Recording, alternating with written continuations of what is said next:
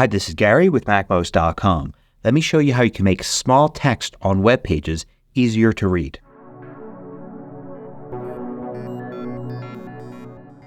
MACMOST is brought to you thanks to a great group of more than 2,000 supporters.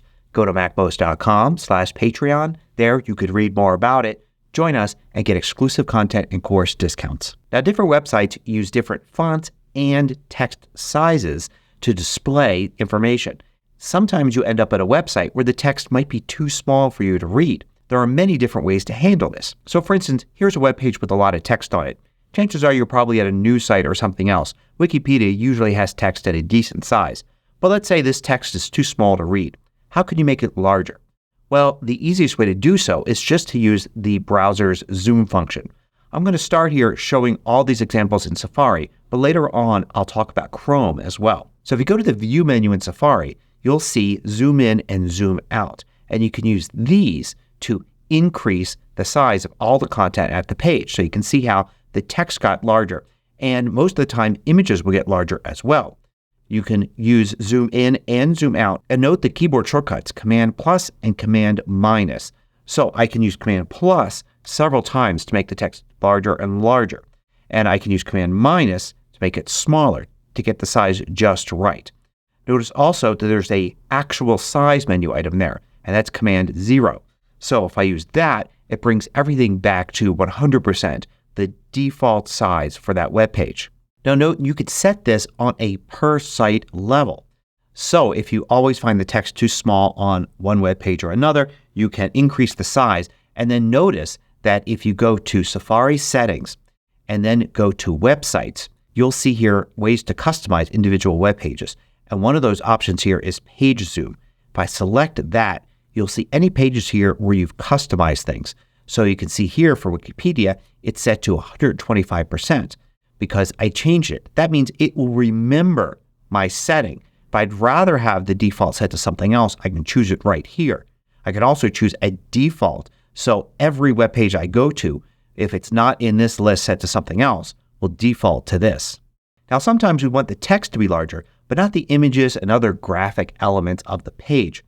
So we could do that by going to the View menu, and there's a hidden set of menu options here. You can only see them if you hold down the Option key. So look down where it says Zoom In and Zoom Out, and notice that if I hold the Option key down, it changes to Make Text Bigger and Make Text Smaller. With the keyboard shortcuts, Option Command plus and Option Command minus. So if I use those, you'll see it zooms in just the text and leaves the rest the same size. And you could still use Command 0 to bring everything back to 100%. Now you can also zoom in on the entire page. And it's easy to do this if you've got a trackpad. If you have a trackpad, just use 2 fingers and pinch out to zoom in. So let's go and zoom in by pinching out, and then you can pinch in with 2 fingers to zoom back in. So if you're having trouble just reading one little section, you can zoom in on that and easily zoom back out. Now you can find the settings for this in System Settings, and if you go to Trackpad, you'll see under Scroll and Zoom, you've got Zoom In and Out. So if it's not working for you, it may be because you've got this turned off. Now the next option works not only on Apple's trackpads, but also if you have an Apple mouse. And you can find it here in System Settings in the same place. If you look under Scroll and Zoom, you'll see Smart Zoom. If you've got that on, you can double tap with 2 fingers on the trackpad. So you get over the section that you want, like this paragraph here. And I'm going to use 2 fingers and double tap. And you can see how it zooms in slightly. So it tries to zoom in on the element that your pointer is over. And then another double tap with 2 fingers zooms back out.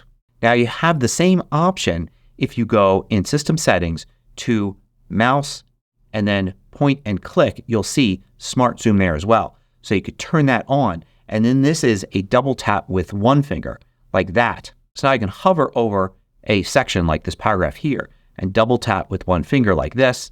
And you can see it zooms in, do it again, and it zooms back out. Now there's also a Safari setting that will make sure that any website you go to where the text is too small, it will automatically be shown larger.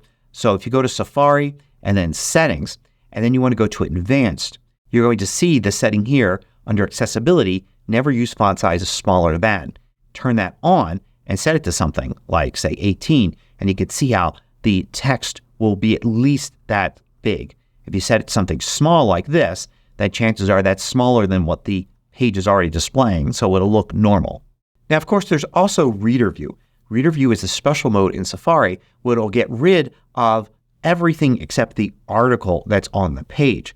Of course, a lot of this depends on how the page is designed. Safari has to kind of figure out where the article is and get rid of the other elements and display it in kind of an ebook format. So you can get to that by going to View and then Show Reader or Shift-Command-R. And then it looks like this. And then you can scroll through it and just read the text of the article. It won't work on all web pages because sometimes it can't detect what the article is or there isn't an article on the page. But it's a great way to read news articles and blog posts. And once you're in this mode, you can click here in the address bar and you can increase the font size, decrease it, change the background color, and select from several very readable fonts. And like with Zoom, you can also set Reader View for websites. So if I go to Safari Settings and I go to Websites here, I've got Reader here is one of the options on the left. So I can have Reader View automatically turn on every time I'm at this website. Now you can get in a little trouble with this. Sometimes if you set a site to always go to Reader View, you'll miss all of the navigation elements here. So for instance, you may not see things like a way to log in or navigate around the site. Every once in a while I have to help somebody that can't log into a website or do something they want to do on a website, and it takes a little while for me to realize that the reason is that they're in Reader View, not viewing the web page normally. So for that reason, I like to sometimes use Reader View to read an article, but as soon as I'm done reading it, I exit Reader View right away to get back to the normal view of the website. So the next time I'm at the site, it starts this way. Now you also have the ability in Settings under Advanced to set a style sheet. So just about every web page you go to has one or more style sheets, and this defines how things like fonts are shown on the page. You can actually insert your own custom one to supplement what the site already shows. And one of the things you can do with that is to override font settings. So for instance, I've got this little text file here. So this is a very simple CSS style sheet. It's just saying that for the body text, which is the entire web page, set the font size to 24 pixels and set it so that it overrides any other instructions from other style sheets. So I'm going to save this, and then back in Safari under Advanced Settings, I'm going to select that style sheet. Note that if you make changes to it, you have to kind of reselect the page again. And how well it works really depends on the CSS that's already part of the web page. So there may be things there that override your custom settings, for instance. So it's hard to predict how it will change each individual web page, but it's a handy technique to know. Now you can also use standard accessibility functions to read text in Safari and anywhere else. So I'm going to go into System Settings here and then to Accessibility and then to Zoom.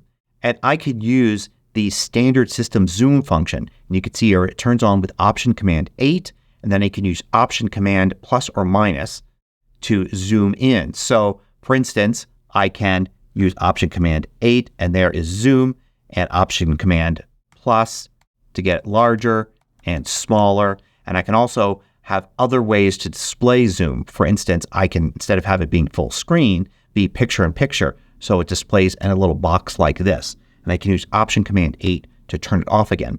Note that Option Command and then plus and minus, those are the same shortcuts that Safari was using. So if the make text bigger or make text smaller shortcuts aren't working in Safari, it may be because you've got this accessibility function turned on. Now there's another option in accessibility here under Zoom called hover text. If you turn this on and you hold the Command key down while you're over some text, then it should display the text in a little box like that.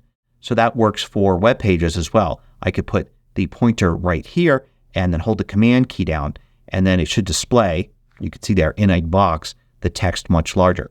You can click the little I button there, and there are a whole bunch of different controls for how this works. And also, I should mention that if you're having trouble reading text on a lot of web pages, then you're probably having trouble reading text elsewhere as well. And you may need to adjust your display settings to just make it easier to read things in general. So if you go into System Settings and then you go to Displays, you can, of course, choose one of these other options here other than the default for how text looks. And if you're using a modern Mac display, especially on a MacBook or an iMac or the Apple Studio display or any high density display you may have bought. Don't let somebody tell you one is the proper one to use.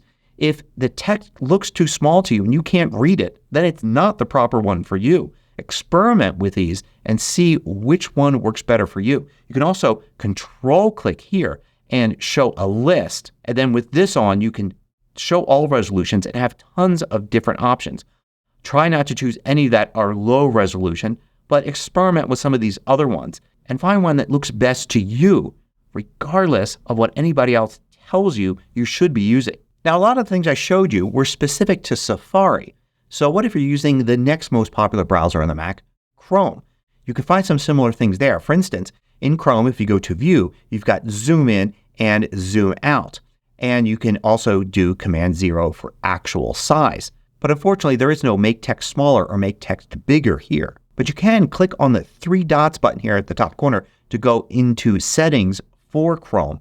And you can find some other things here. You can go to Settings, for instance, and in Settings under Appearance, you could go in here and here's where you can set a font size to larger and also customize fonts. And you can adjust those to make text a little easier to read.